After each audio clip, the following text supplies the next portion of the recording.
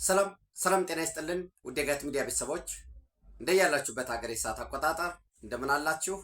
እንደምን ቆያችሁኝ? መጋቢት 26 ዕለተ ቅዳሜ 2018 በኢትዮጵያ ዘመን አቆጣጠር አፕሪል 4 2026 በጎርጎሳውያን የዘመን አቆጣጠር እንደ ቅደም ተከተል የጋት ዕለታዊ አጫጭር መረጃዎችን ከዚህ እንደሚከተለው ወደ እናንተ አደርሳለሁ። ላይክ አድርጉ፣ ሸር አድርጉ፣ ባላችሁ የግንኙነት አውታር ሀሳብ አስተያየት አካፍሉ። ጋት ሚዲያን ሰዎች ሰብስክራይብ እንዲያደርጉ ሎቢ አድርጉ። አግባቡ የጋት አምባሳደሮች ሆኑ።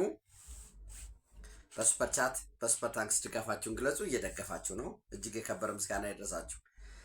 የመጀመሪያው ትዝብቴን ላካፍላችሁ። ምንድነው ያው ሚሊዮኖች ይሳተፉበታል በተባለው የበይነ መረብ ወይም የኢንተርኔት ሰላማዊ ሰልፍ ምን የተለየ ሀሳብ ሶሪ አሁን እያጠጣልኩ እኛና እነሱ በሚለው ኦልድ ሜንታሊቲ እያሰብኩ አይደለም፣ ግን የተለየ ምንድን ነው ዛሬ ምንድን ነው ያለው፣ ከዛ የሚጠበቀው ምንድን ነው የሚል ለማዳመጥ በዛውም ኢንጌጅመንቱን ለማየት ወደ እናንተ የመረጃ ምንጭ ሆኜ አገለግላለሁኝ ብዬ ነው ማስበው። አሁን ራይት ነው የራሴ ማስባቸው መሆን አለበት የምለው እንዳለ ሆኖ ግን የመረጃ ምንጭ መሆን መቻል አለብኝ የሚል የጸና አቋም አለኝ እና በዛ መሰረት ለመከታተል ሞክሬ ነበር። ዞር ዞር እያልኩኝ በግልጽ ነው የምነግራችሁ። ሚሊዮኖች ምናምን የሚለውን ቁጥሩ ሌላ ጉዳይ ነው። 10 ይሁን 20 ይሁን እንዲያው በትልቁ የሚባለው ተሳትፎ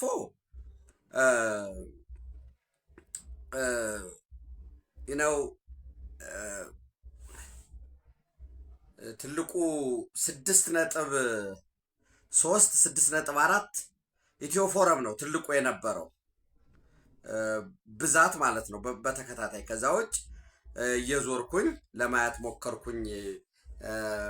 ቡፌቶ ፋዲያ የወንድማችንን የዘውዱን ሚዲያ፣ ሌላው ቀርቶ የኤርትራዎች ሚዲያ አሰና ቲቪም እያስተላለፈ ነበር። አሰና 100 ምናምን ነበረው። ሪዮትንም ለማየት ሞከርኩ። ሊባሎ ሚሊዮኖች የሚለውን ቀርቶ 100 ሺህም ሊሞላ አልቻለም። እንግዲህ ይህንን የተከታተለ ሰው እየመለሰ ሊያዳምጠው ይችላል። የሀሳብ ጥራቱን ሳየው በግልጽ የምነግራችሁ ምን አይመጥን ለእኔ ፐርሰናሊሽ። ለምንድን ነው የማይመጥን ካላችሁኝ፣ በነገራችን ላይ እኔ በደረስኩበት እድሜ የዩኒቨርሲቲ ተማሪ ነበርኩ በ1997 ቅንጅት ያን ያህል የህዝብ ድጋፍ ያገኘ እነ አቶ ልደቱ ነበሩ ያኔ፣ እነ ዶክተር ብርሃኑ ነጋ አሁን ፕሮፌሰር። ያን የተገኘ ኢህአዴግን በመውቀስ ላይ የተመሰረተ ስላልነበረ ነው።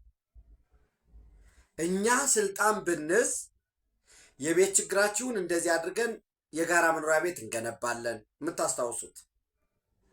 የትራንስፖርት ችግሩን ለመፍታት ባቡር እንዘረጋለን፣ የስራ ዕድል ወጣቱን ለመፍጠር ይህን እናደርጋለን የሚል ፖዘቲቭ ነው የነበረው። እኛ ስልጣን ብንዝ፣ እኛ አደራ እኛ ድምፃችሁን ብትሰጡን የሚል ነው የነበረው።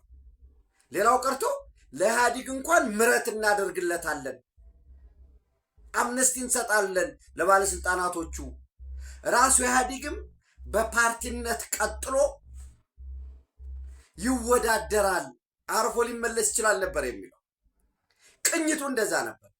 ዛሬ በነበረው በእነዚህ በበይነ መረብ የነበረው በጣም ከታላቅ ይቅርታ ጋር አንድ እንኳን ይህ ፖዚቲቭ የሆነ መልካም ነገር ሊያሳይ የሚችል ጦርነት አያስፈልግም፣ ደፍነት አያስፈልግም። ጦርነት ሰላም ያስፈልጋል። እውነት ነው። ሰላም ይስፈን፣ ጦርነት ይብቃ። ጦርነት ይብቃ ሲባል ግን ነገን እንገልብጠው። በቃ ተሳክቶለት አቶ ልደቱ አያሌው የኢትዮጵያ ጠቅላይ ሚኒስትር ሆነ እንበል። ከሆነ ጫፍ ላይ 10 ይሁን 100 ይሁን ተደራጅተው ጦርነት ጀመሩ፣ አነሱ። ምንድነው የሚደረገው? ሁላችሁም ማለት መንግስትን ብቻ መቀጥቀጥ፣ ያም እየመጣ መንግስት መቀጥቀጥ፣ አሁን አልቆለታል፣ የቀናት ጉዳይ ነው ወዘተረፈ። የሽግግር መንግስት ጥያቄ እኔ አሁን በጣም ለመጀመሪያ ጊዜ አቶ ልደቱ ስሙን እየጠራሁት ነው ያለው። የሽግግር መንግስት የሚባል አይመቸኝም ሲል ነው የኖረው እና የቁጥሩ የተሳታፊው 10 ነው 20 ነው የሚለውን እንቶ 1 ሚሊዮንም ይሁን ግድ የለም። የሆነው እንደነገርኳችሁ ትልቁ የሚባለው 6.3 ሆኖ ኢትዮ ፎረም ላይ ነው የነበረው። በዚህ ሁሉ መሃል እኔ በጣም በጣም በጣም ያዘንኩትን የምነግራችሁ እንዴት አንድ እንኳን በቃ የሚያስፈልገው ይሄ ነው ብራይት የሚያሳይ ሰው በነገራችን ላይ ለጨለማ ነገር አይሞትም። ብራይት ማየት ይፈልጋል። ይህ ነው መደረግ ያለበት። ይህ ወደዚህ ይመጣል፣ ይህ ወደዚህ ይመጣል። ሁሉን ነገር ጨለማ፣ ሁሉም ነገር በቃ የኢትዮጵያ መንግስት ችግር። ህወሓት የሚፈክረው በቃ ሰላም ነው። እዛ ጽንፈኛው ፋኖ የሚፈክረው፣ ሸኔ የሚፎክረው በየሰፈሩ በየመንደሩ እና ይሄ የኢንተርኔት አንቀጥቅጡ የኢንተርኔት ሰልፉ በጣም በጣም የሚያሳዝን ነው። የሚያሳዝን ስላችሁ እኔ ፕሮግራሙ በመካሄዱ አይደለም፣ እንደው በታሪክ ፊትም እንዴት አንድ ፖዘቲቭ የሚያሳየን ድሪሚንግ ያለው ነገር ይሄ መደረግ አለበት። ጽንፈኞችም ወይ ጽንፈኛ የማይበሉ በቃ የፖለቲካ ጥያቄ ያላቸው ከተባለ ጥያቄያችሁን አርቲኩሌት አድርጋችሁ በዚህ መልኩ አቅርቡ። መንግስትም ይሄን ያድርግ። ህወሓት ከዚህ ተግባር ተቆጠብ። እዛ ያሉ ተፈናቃዮች እንደዚህ ይመለሱ፣ እነዚህ ጥያቄዎች በዚህ አግባብ ይመለሱ የሚል ጥያቄ የታየበት ሆኖ አላየሁትም። እንዳልኳችሁ 6.3 ደረሰና ኢትዮ ፎረም መልሶ ተመልሼ ደግሞ እንደገና ስገባ 6.1 ኦፍኮርስ ወደ ላይ ወደ ታች ማለት ነበረበት። ሌሎችም እነ ቡፌት ኦፍ አይዲያ ሪዮትንም ሁሉንም በነገራችን ላይ እየዞርኩ ለማየት ሞክሬ ነበረ። ያ ምንም ኤክሰርሳይዝ መደረጉ አንድ ነገር ሆኖ ግን እንዴት ነው የተሻለ ነገር ለእኔ ቢያንስ የተገኘበት አይደለም። ከኢንተርኔት ከሳይበሩ ወደ መሬት ስንወርድ በዛሬው ዕለት በአዲስ አበባ ከተማ በውሎ ፕሮግራም ወደ እናንተ እንዳደረስኩት በ19 ኦልሞስት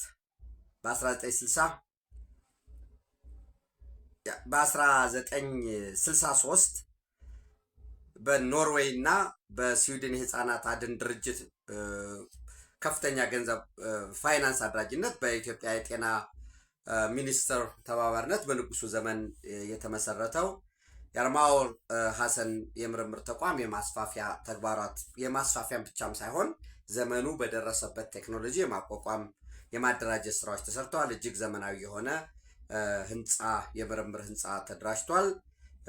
ከ40 የሚደርሱ ዘመናዊ ላቦራቶሪዎች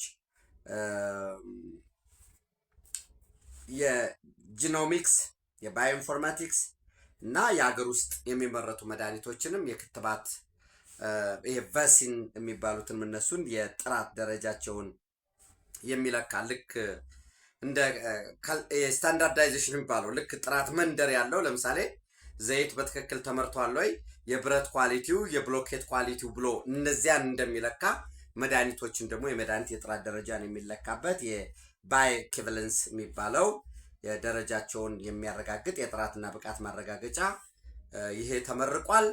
ኢትዮጵያ የአፍሪካ ህብረት መቀመጫ በመሆኗ የአፍሪካ ሴንተር ፎር ዲዚዝ ኮንትሮል ሲዲሲ አፍሪካ ሲዲሲ በቻይና ትብብር የሚገነባው እዚህ አዲስ አበባ ነው ያለው። የህብረተሰብ ጤና ኢንስቲትዩት አለ።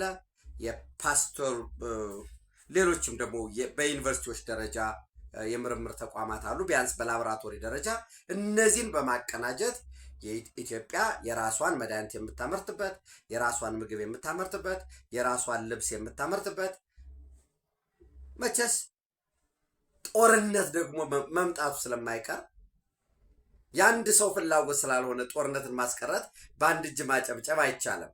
ኢትዮጵያ ሰላም ፈልጋለሁ ብትል ሌላው ሰላም ጎረቤቶቿ ሰላም ላይፈልጉ ይችላሉ።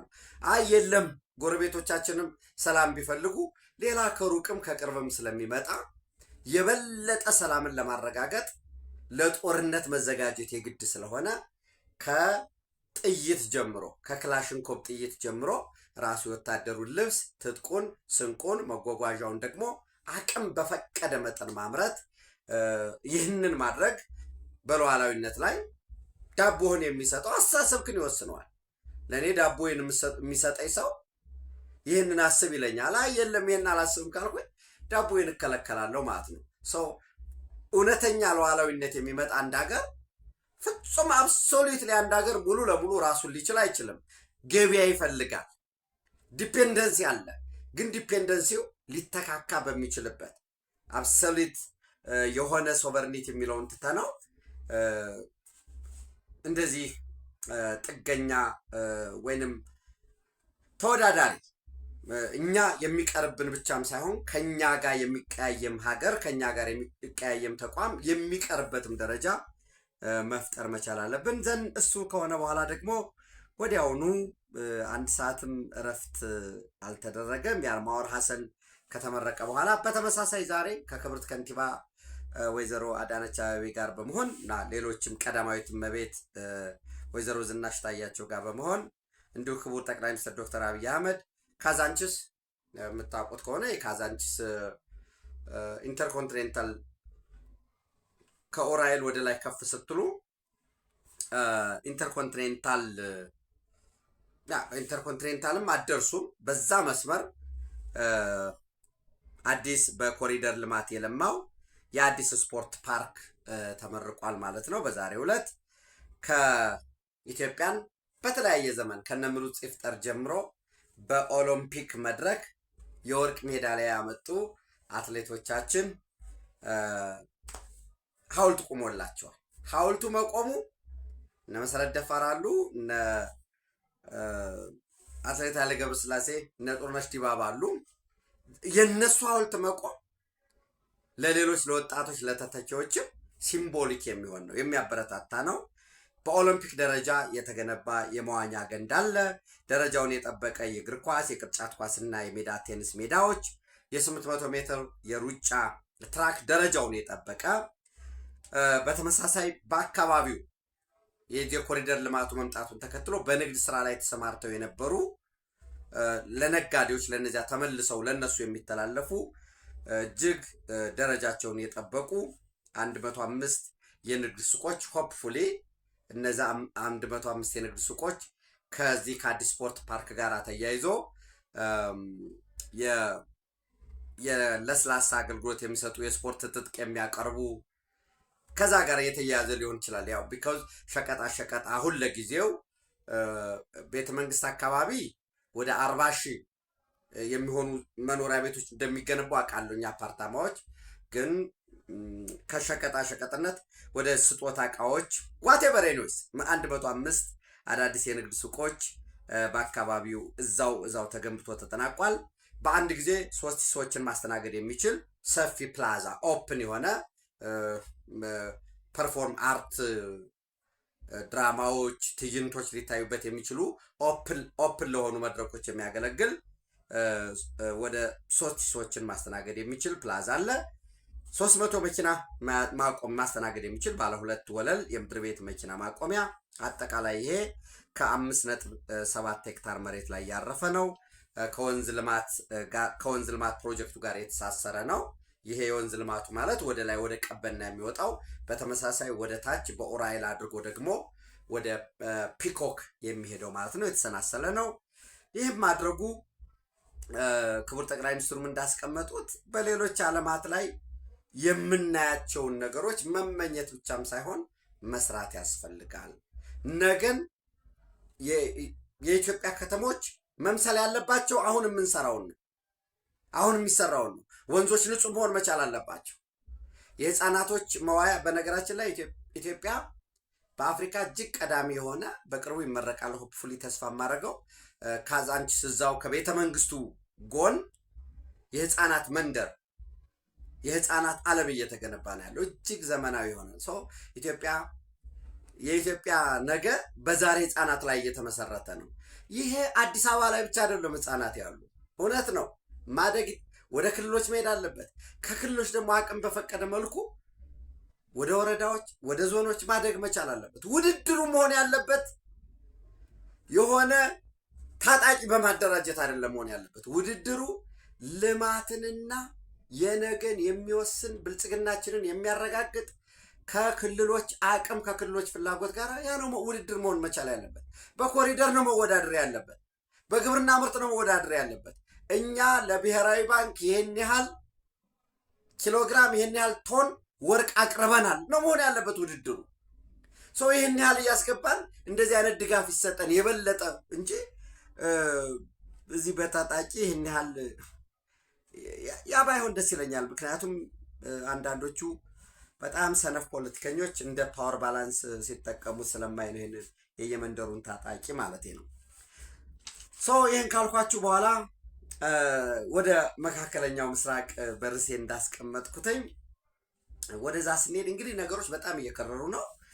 ዶናልድ ትራምፕ 48 ሰዓት ይቀራል ብለዋል። ታስታውሳላችሁ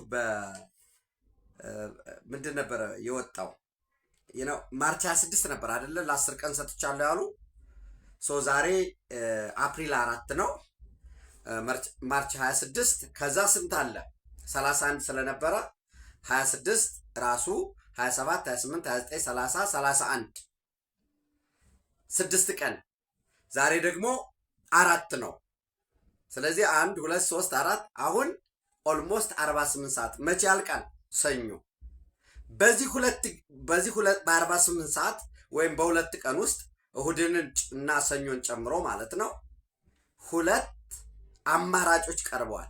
የሆርሙዝ ሰርጥን መክፈት እና ከአሜሪካ ጋር ወደ ስምምነት መድረስ።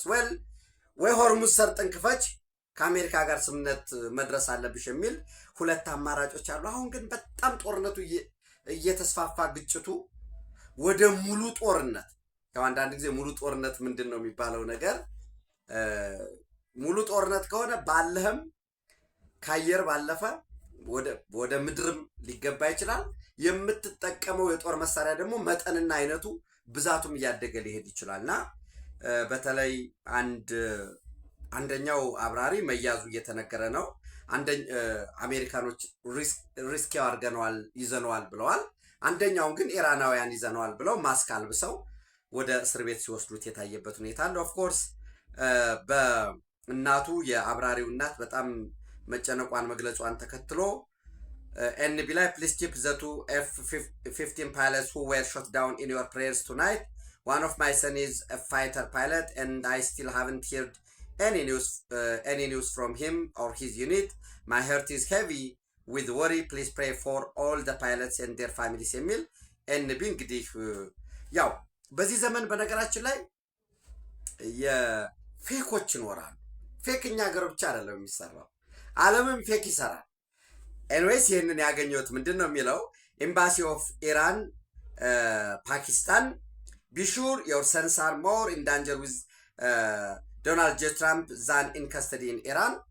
ምንም ችግር የለውም ልጅሽ አደጋ ውስጥ ሊገጥመው የሚችለው ወይንም ስጋት ሊኖርበት የሚገባው በዶናልድ ትራምፕ ውስጡ ነው፣ በዛ በአየር ኃይል እስካለ እንጂ በእኛ ውስጥ ከሆነ ምንም ችግር የለም የሚል የተቀመጣለ። ፕሬይ ሂዝ kept captive by Iran than found by US rescue team. As Muslims and civilized Iranians, we know how to treat captives in custody with dignity and respect. ምንም ችግር የለም እኛ እናግኘው እንጂ የበለጠ እንንከባከበዋለን። መጸለይ ያለብሽ የኛ የኢራናውያን እንዲይዙት ነው የሚል የተቀመጠ ነበረ እና እነዚህ ነገሮች ጊቭን ምንድን ነው የተቀነባበሩ ሊሆኑ የሚችሉበት እንደተጠበቀ ሆኖ ሌላ ቫሪያብል ተጨመረበት። የጦር አውሮፕላኖች እየተመቱ መውደቅ F-15 ጨምሮ እዚህ ጋር በጦርነት ያጋጥማል። ተመቶ መውደቅ ይኖራል። መምታት መመታታት ያለ ነው። መማረክ መቁሰል መሞት ይሄ በጦርነት የሚጠበቅ ነው። ነገር ግን እንደ አሜሪካ ደግሞ ያው የራሱ ፕራይድ አለው። በውስጥ ዶናልድ ትራምፕ በአሜሪካውያን በኩል የሚነሳ ቅሬታ አለ። ጦርነቱ እየተራዘመ በተለይ የሆርሙዝ መዘጋት ደግሞ ትናንት ኢራን ኒውክሌር ታምርት አታምርት የነበረው እሱ ቀርቶ ሆርሙዝ ይከፈት አይከፈት የሚል እንደገና ደግሞ ሌላ ቫሪያብል መጣ። አሁን ደግሞ ፓይለት ልቀቂ አትልቀቂ ወደሚል እያደገ ስለመጣ ምናልባት ጦርነቱ በቅርጽም በመጠንም በአይነትም በሚወሰደው እርምጃም እያደገ ነው ሊመጣ የሚችለው። እንግዲህ መጀመሪያ የኢራንን የመካከለኛና የረዥም ርቀት ሚሳይሎች ኢንክሉዲንግ ባላስቲክ ኤንድ ክሩዝ ሚሳይሎች ማውደም አንዱ የነበረው፣ የኒውክሌር መሰረተ ልማትን ማውደም ሁለተኛው እና ቀጠለና ደግሞ የባህር ኃይል፣ አየር ኃይል፣ ወታደራዊ ማዘዣ ጣቢያዎችን ሲል ነው የቆየው። ከዛ አልፎ ግን አሁን ወደ ኢራን የኢነርጂ ወይም የኃይል መሰረተ ልማት ወደ ማውደም። በነገራችን ላይ ኢራን አእምሯችን ውስጥ ያለ ብዙዎቻችን ስል እሺ የኢትዮጵያን ማህበራዊ ሚዲያ እንውሰድ ስናይ ሙስሊም፣ እስራኤል ደግሞ አይሁድ ወይ ክርስትና ብለን ነው የምንወስደው። ሁለቱም ጠንካራ ናቸው። ኢራን ያ ሁሉ ማዕቀብ ተጥሎበት በዛ ሁሉ ፈተና ሆኖ ግን አስቀድሞ የእስራኤልም ወዳጅ በመሆኑ በቀደመው ዘመን እስከ 1979 ድረስ ኢራናውያን በአሜሪካ ግዙፍ ዩኒቨርሲቲዎች፣ ምርጥ ዩኒቨርሲቲዎች ይማሩ የነበሩ ናቸው። የአውሮፓ ዩኒቨርሲቲ ቤታቸው የነበረ ነው። በምርምር ተቋማቶቻቸው ተቀጥረው ይሰሩ ነበር እስከ 1979። እዛ የተማሩ ኢራናውያን አገራቸውን ስለሚወዱ የቆየ ስልጣኔም ስላለ ያ የፐርሺያ ሲቪላይዜሽን ትልቅ ነን ብሎ ማሰብ ስላለ ትልቅነቱም ደግሞ ከስርዓቱ ጋር ችግር አለባቸው። የምታዩት ስርዓቱ ጋር በጣም ኢራናውያን አሁን አንዳንዱ እንዲያው በጣም የስርዓቱን ችግር ከሀገራቸው ውድቀት ጋር ለማያዝ የሚሞክሩ አንዳንድ ታያላችሁ። ግን ፍጹም በሀገራቸው ክብር በሀገራቸው ጥቅም ሲመጣ ግን በሌላው ዓለም በሌላው ሀገር ላይ ተንደላቀው መኖር የሚችሉ የኒውክሌር ሳይንቲስቶቻቸው ያው በዛ ሁሉ ማዕቀብ ሆኖ ነው እንግዲህ ከውጭ የሚገኘው በተለይ ከኢራን የሚገኝ ድጋፍ አለ፣ ከቻይና የሚገኝ ድጋፍ አለ። ያን ሁሉ አስተባብረው ግን ምርጥ የሚባሉ በዩኒቨርሲቲዎቻቸው ውስጥ ምርጥ የሚባል የሪሰርች ሴንተሮች አሉ። እነዚያ ናቸው ከ150 በላይ ከጥቅም ውጭ እንዲሆኑ የሆኑት። አሁን መጠኑ እያደገ ማለት አቅጣጫው እያደገ እየሰፋ ሄዶ እና ኢራን በዓለም ላይ ካሉ 10 ብረት አቅራቢዎች መካከል አንዷ ነች። ኢራን በአመት ከ10 ሚሊዮን ቶን በላይ 10.5 ከ10 ሚሊዮን ቶን በላይ ብረት ታቀርባለች። ዋነኛ መዳረሻ ፓኪስታን፣ ቻይና ይሆን። አሁን እንዳትረሱ እንግዲህ የዓለም ከ10 ውስጥ ቀዳሚ ብረት አቅራቢ የሆነችው አገር ዛሬ 70% ብረት የሚያመርቱ ኢንዱስትሪዎቻቸው የማምረት አቅማቸው በሙሉ እንዲወድም ተደርጓል። የብረት ዋጋ መጨመሩ አይቀርም። ሲሚንቶ ያመርታሉ። እንግዲህ በቀጣይ የሲሚንቶ ፋብሪካዎቻቸው ወደ ድልድይ ስለተሄደ የኃይል ማመንጫዎቻቸው የኦይል ፋሲሊቲ የጋዝ እና የዘይት ማጣሪያዎቻቸው ዲፖቶቻቸው ጨምሮ መጋዘኖቻቸው ወይንም ይሄ ማከማቻዎቻቸው ፖሲብሊ ኦይል ዲሳሊኔሽን በጣም ትልቁ ደግሞ አሁንም በባለፈው ኢቭን ከቴሄራን ከ10 ሚሊዮን በላይ ነዋሪ ነው ያለው ቴሄራን ላይ በውሃ እጥረት ምክንያት ዜጎች ለቀው እንዲወጡ ሁሉ ለማወጅ ይገደዳሉ ሲል ነበር። የሚጠቀሙ ዲሳሊኔት አድርገው ይሄን የፐርሺያን ገልፍ። ስለዚህ እነዚህ በሙሉ ከጥቅም ውጭ ሊሆኑ ይችላሉ። የገሃነም በሮች ይከፈታሉ ከተባለ እንግዲህ ሌላ ሊሆን አይችልም።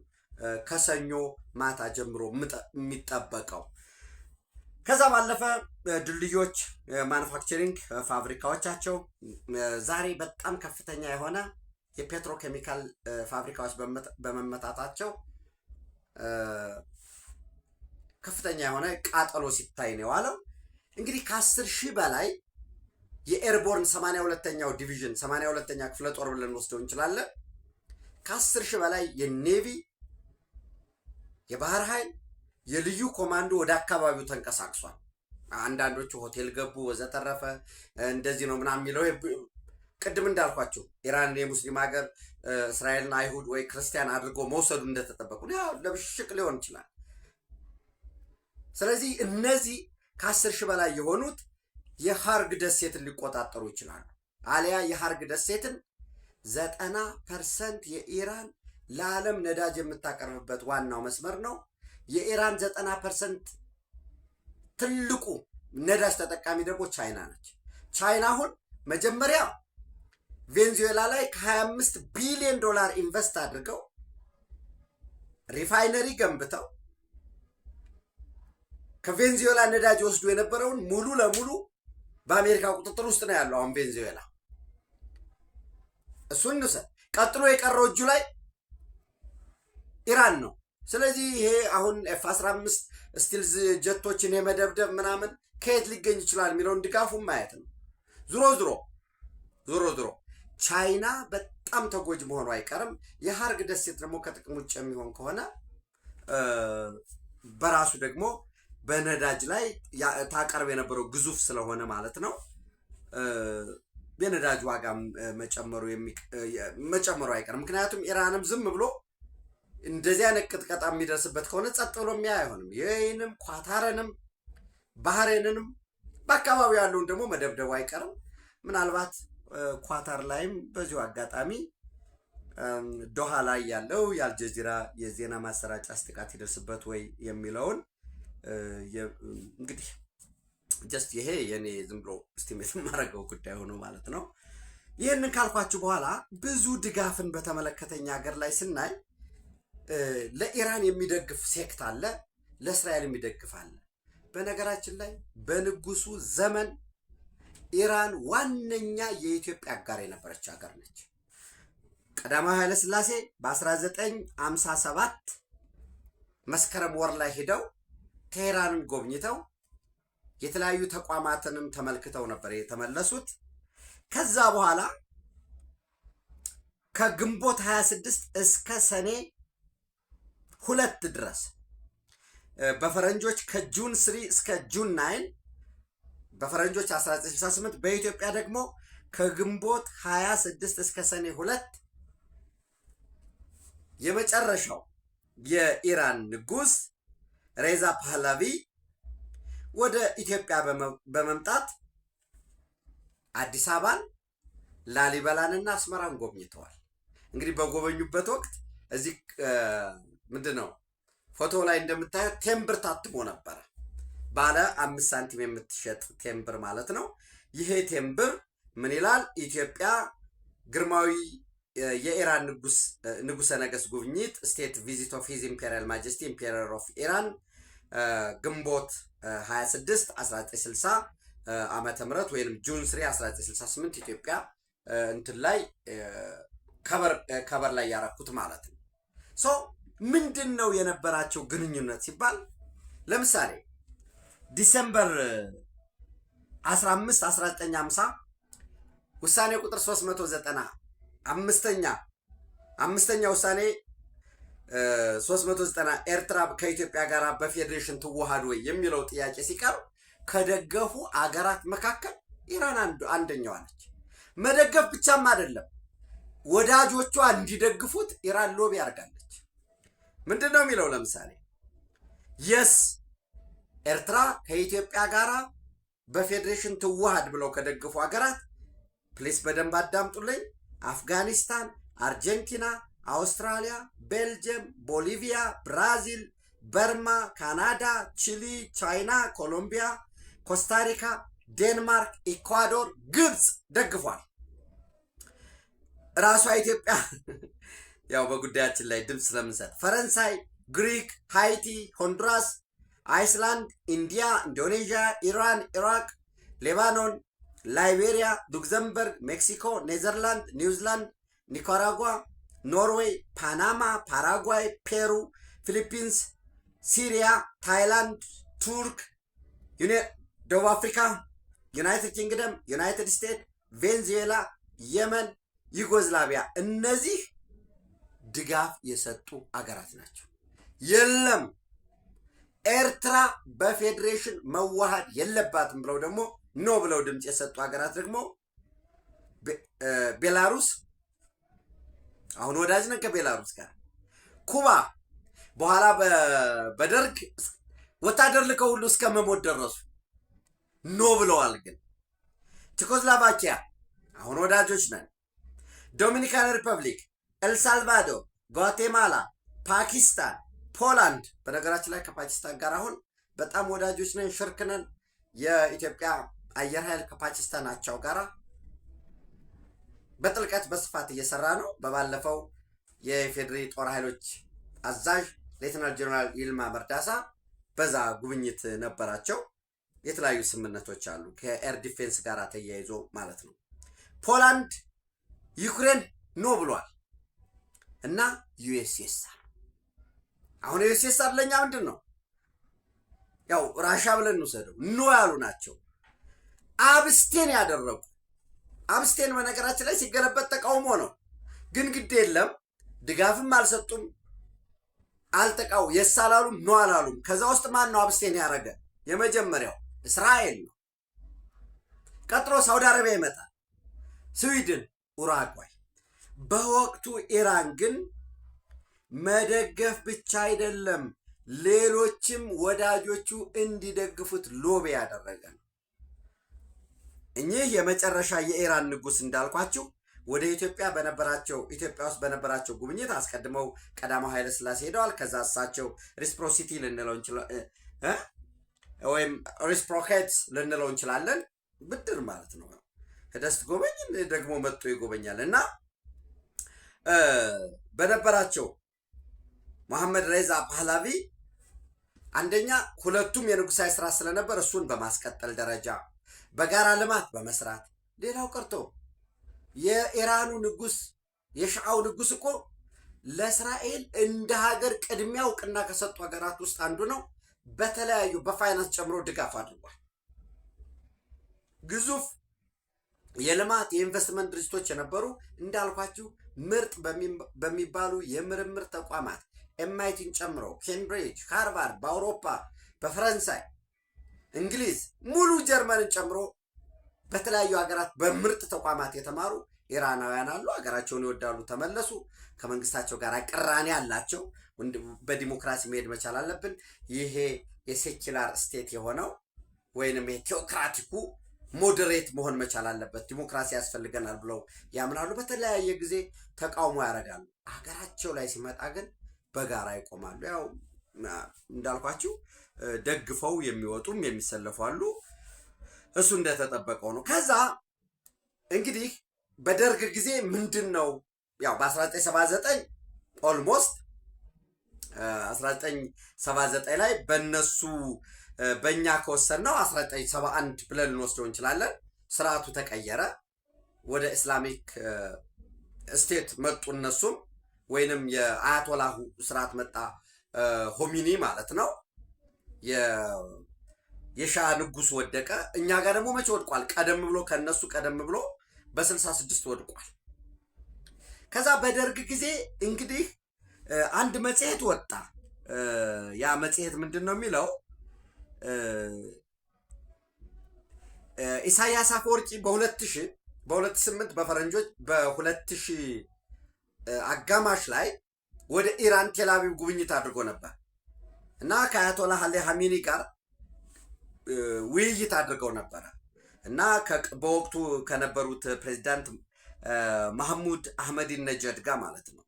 እና በዛ ጉብኝት አንድ እንግዲህ መጽሔቱ ምን ያህል ታማኝ ነው የሚለው ነገር ሌላ ጉዳይ ሆኖ ፕሬዚዳንት ኢሳያስ አፈወርቂ ፒክቸርድ ዊዝ ሱፕሪም ሊደር አያቶላህ አሊ ሀሚኒ and the then president Mohammad Najad during state visit to Iran ብሎ ምን ይላል?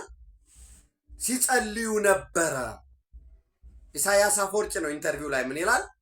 በወቅቱ ከአያቶላህ አሊ ሀሚኒ ጋር በነበረኝ ግንኙነት አያቶላህ አሊ ሆሚኒ የቀድሞ ፕሬዲሰራቸው ኤርትራን በጸሎታቸው ያስቧት ነበረ፣ ትግሉን ማለት ነው።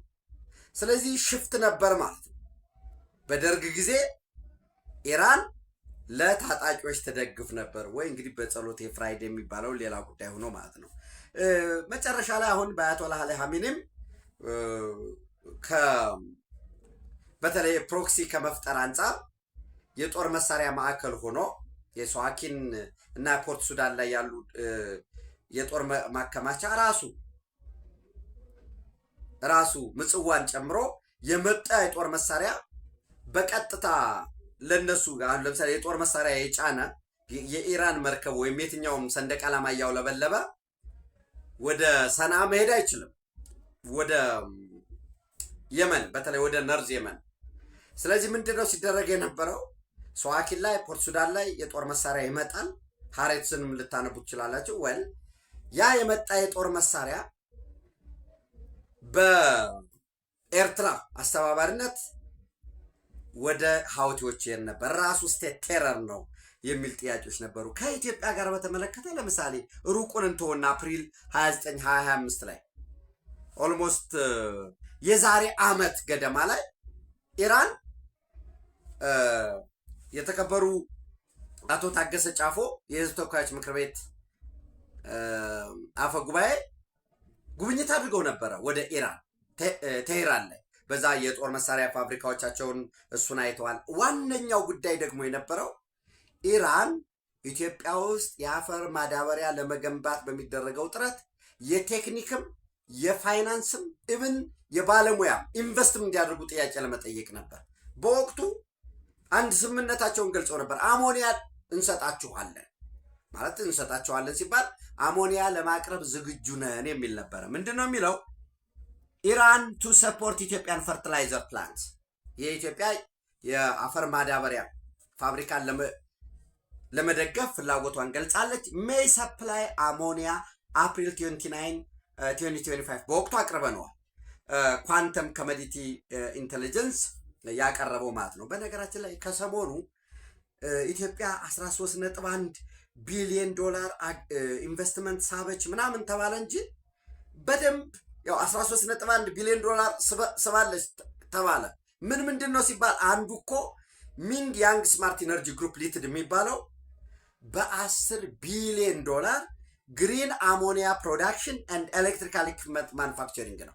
አንድ ካምፓኒ ነው 10 ቢሊዮን ዶላር። ማንም ታሳቢ አድርጎ የሚያመርተውን አሞኒያ ለማን ይሰጠዋል? ለኢትዮጵያ